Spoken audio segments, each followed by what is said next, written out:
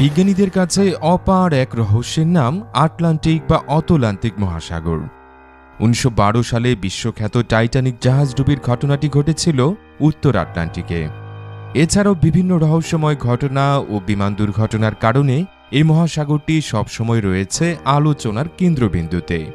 এটি পৃথিবীর দ্বিতীয় বৃহত্তম মহাসাগর। শুনতে অবাক লাগলেও এই মহাসাগরটি পৃথিবী পৃষ্ঠের প্রায় 1/5 এবং পৃথিবীর মোট জলভাগের প্রায় 29 ভাগ এলাকা জুড়ে বিস্তৃত। সুপ্রিয় দর্শক, চলুন তবে আর কথা না বাড়িয়ে আদ্যপান্তর এই পর্বে আটলান্টিক মহাসাগরের খুঁটিনাটি জেনে আসি।